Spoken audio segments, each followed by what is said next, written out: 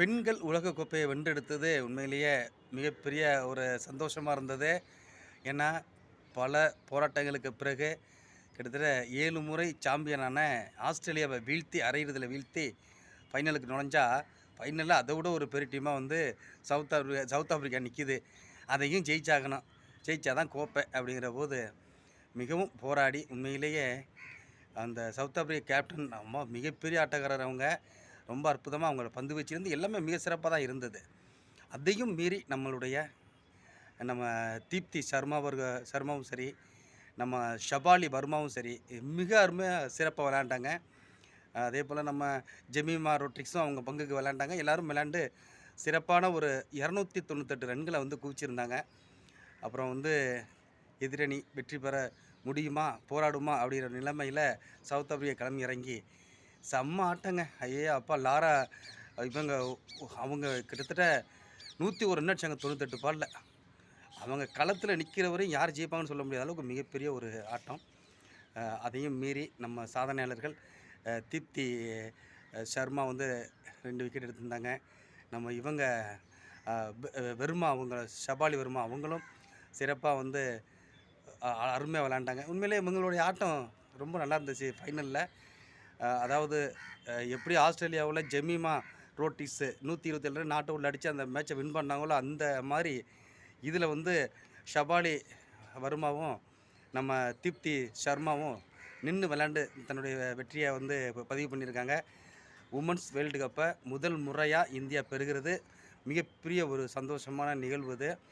India இது வரைக்கும் 50 over world கப்பில் 3 தடவை வந்து கப்பு வாங்கியிருக்கோம். ஒன்று நம்ம கபில் தேவ் தலைமையிலான 1983 வாங்கினோம்.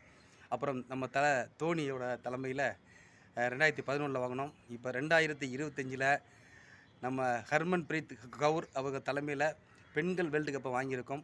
இன்னும் அடுத்தடுத்து வேர்ல்டு கப்புகளை நம்ம சிங்கக்குட்டிகள் பெற்றுக்கிட்டு வரணும் அப்படிங்கிறது நம்ம எதிர்பார்ப்பாக இருக்குது. இந்த போட்டி ஒன்றும் சாதாரணமாக நான் கிடைச்ச வெற்றி இல்லைங்க. மிகப்பெரிய ஒரு போராட்டம். அதாவது இந்த ஷபாலி வர்மாவை பற்றி நம்ம பேசணுன்னா 21 வயது நிரம்பிய ஒரு பெண்ணு. சொல்லப்போனால் இந்த வேர்ல்டு கப் இந்த தொடரில் அவங்க வாய்ப்பே அவங்களுக்கு வழங்கப்படலை. ஒரு வீராங்கனைக்கு வந்து அடிபட்டு வெளியே போனதுனால சப்ஸ்டியூட்டாக உள்ளே வந்தவங்க தான் வந்து ஷபாலி வர்மா.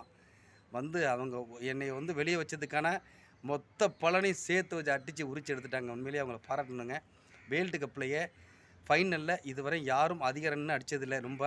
இவங்க அடித்த 87 ரன்னு தான் இதுவரை சாதனையாக இருக்குது. இதுவே உங்களுக்கு மனதார வாழ்த்துக்கள். அதே போல் சச்சின் அவர்களுடைய ஆலோசனை பெறுகிறாங்க. அதையும் அவங்க பதிவு பண்ணியிருந்தாங்க. சச்சினோட ஆலோசனை பெற்று வருகிறேன், நான் கூட பேசிக்கிட்டு இருக்கேன் அப்படின்னு சொல்லியிருந்தாங்க. இதெல்லாம் வந்து அவங்களுடைய தன்னம்பிக்கை வளர்த்து அடுத்த கட்டத்தை நகர்த்துறதுக்கு மிகப்பெரிய ஒரு ஆறுதலாக உந்துதலாக இருக்குங்கிறதுல எந்த மாற்றமும் இல்லை. இன்னும் பல வெற்றிகளை நம்ம இந்திய அணி மகளிர் அணி குவிக்கணும் அப்படிங்கிறது ரொம்ப சந்தோஷமாக இருக்குது. ஏன்னா இப்போ தான் கண்ணகி நகர் கார்த்திகா வந்து ஏசியன் கப்பு விளையாண்டு நம்ம இந்தியாவுக்கு ஒரு பெருமை சேர்த்தாங்க. தமிழ்நாட்டுக்கு கண்ணகி நகர்னு அவங்க பெருமை சேர்த்தாங்க. அதே போல் நம்ம அபினேஷ் அவனும் ஆண்கள் கபடியில் ஏசியன் கப்பு வாங்கி படூருக்கு பெருமை சேர்த்தார். நம்ம தமிழகத்துக்கு நம்ம ஒவ்வொருத்தருக்கும் பெருமை. அது ரொம்ப சந்தோஷமாக இருந்தது. அதே போல் வந்து நம்ம இந்திய அணியும் வேர்ல்டு கப் வாங்கியிருக்கிறது நம்மளுக்கு பெருமையாக இருக்குது. இந்த மாதம் வந்து நம்மளுக்கு சிறப்பான ஒரு மாதம். ஏசியன் கப்பில் வந்து கபடியில் 2 பதக்கமே பெற்று வந்தோம், வேர்ல்டு கப்பையும் பெற்றுருக்குறோம். ரொம்ப அருமையான ஒரு மாதம் இது. ரொம்ப வாழ்த்துக்கள் எல்லாருக்கும். ரொம்ப சந்தோஷமாக இருக்குது. கூடுதலாக ஒன்று, கரம்பயத்தில் உள்ள பூங்குழலி அவர்கள் வந்து நம்ம இதில் மாநில அளவிலான கராத்தே போட்டி ஜெயிச்சு கூடுதலாக நம்ம புனேக்கு வந்து தேசிய அளவில் வந்து ஆட போகிறாங்க. அவங்களுக்கும் இந்த நேரத்தில் ஒரு வாழ்த்துக்கள் சொல்லி பதக்கங்களை குவிக்கணும்னு வாழ்த்துக்களை சொல்லுவோம். எல்லாருக்கும் வாழ்த்துக்கள். நன்றி.